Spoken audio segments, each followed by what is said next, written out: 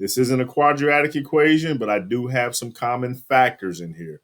What do I have? I know, because if you're pretty decent with your multiplication tables, you should know that there's a 9, a 9, and a 9 in here, and I can pull out a 9.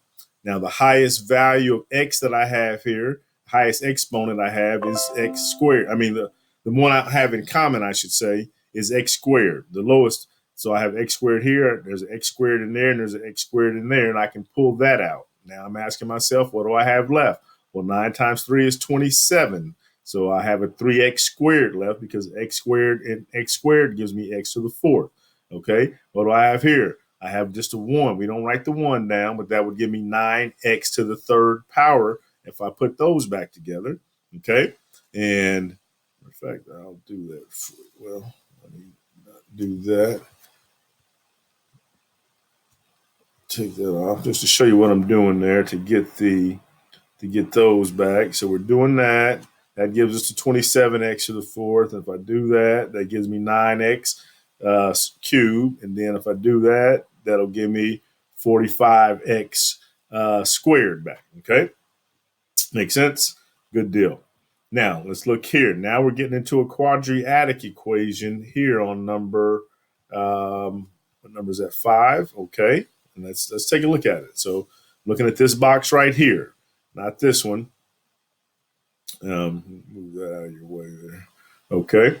So I looked at, since that's a 1 right there, I can just put my 1 times 10. I don't have to put it up there. I can just put a 10 there and take my b and put it there. So my 10, and I have to think of two numbers that if I multiply them together, they'll give me 10. If I add them together, they'll give me 7. Okay. Easy enough. 5 times 2 is 10. 5 plus 2 is 7. Then I just plug them back in to my factored form here, and that would be x plus 5 and x plus 2. And if I was to multiply this back together using the FOIL method, I would get this term back here, see? Because x times x would give me x squared. X times 2 would give me 2x. 5 times x would give me 5x. That would be a total of 7x. And then 2 times 5 is 10. So you can always check these two once you factor them. Let's look at this one here, number 7. Think of two numbers, okay? 1 times negative 56 is just going to give me negative 56. So that goes there. And then this is a 1 right here for my b, okay? And so my b is just 1. I have to think of two numbers. If I multiply them together, I get a negative 56. If I add them together, I get a positive 1. Now think about that, okay? So 8 times 7 is 56. I know that one has to be negative, one has to be positive to get that negative 56. You got to know your rules, your fundamentals, guys. So important. And so, and if I know if I add 8 plus negative 7, I will get a 1.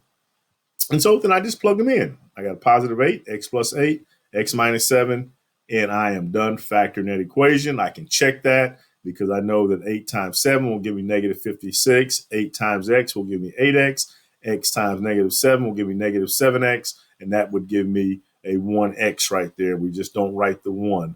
Remember that, okay? Stop the video. Think about those for a minute, okay? Go back, make sure you understand that, because now we're going to go and get into one that's just a little tougher, but not bad, because we're doing the same concept here. Since we have a number out here that's not a 1, we still have to take, so we have to take our a times our b, which is 7 times 4. That's how we get the 28 here, okay? And then we just pull our b here, which is our negative 16. You have to keep that negative sign with it if it's a minus there, okay? Then I have to ask myself my two questions. What two numbers can I multiply together and get a positive 28? And if I add them together, I would get a negative 16, okay? Well, we know that a negative times a negative is a positive, okay? You should at this point if you're in Algebra 2, okay? And so negative 14 multiplied by negative 2 will give me a positive 28. If I add negative 14 and negative 2, I'll get this negative 16. Therefore, I know I have the right numbers, okay? And then I just have to put everything in the right place here, okay? So I'm going to take my 7x squared, because that's my 7, okay?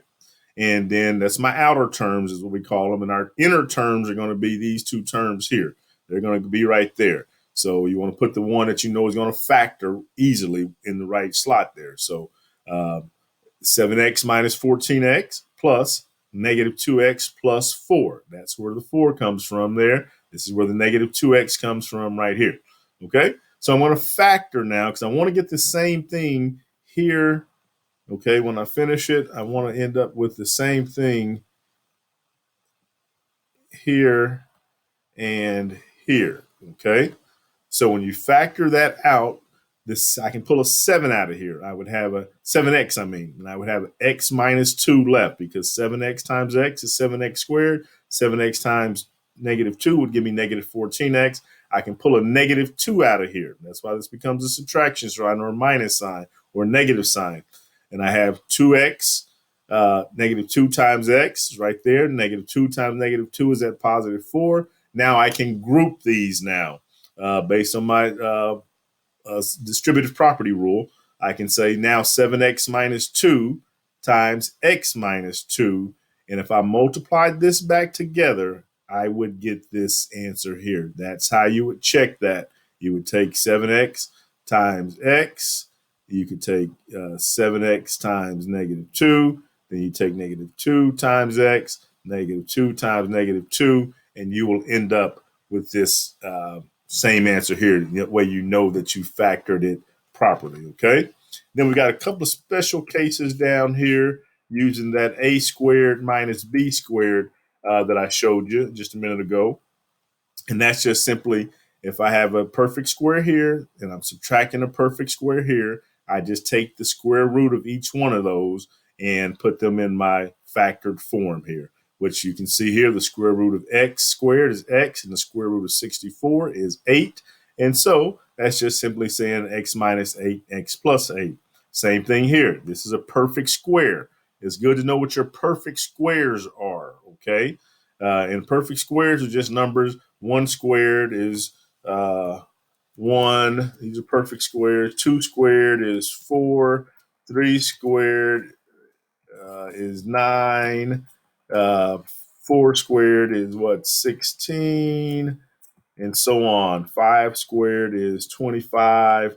That's what we mean when we talk about a perfect square. Okay, 36. What would our next one be? 49. 8 times 8 is 64. That's the one we're just using. And so forth. So those are called perfect squares. Okay, think about that too. Okay, so we're going to stop right here. This will be part 1 of lesson 1 here. Okay, this will be part 1 of week 2 for Algebra 2. This is going to be the first part looking at factoring quadratic equations by just the straight factoring and grouping method. Okay, all right, part 2 coming right at you in just a moment here. And remember, you can find all these on YouTube. Just go under William Polite and try to even subscribe to the channel there so you can get to it easily.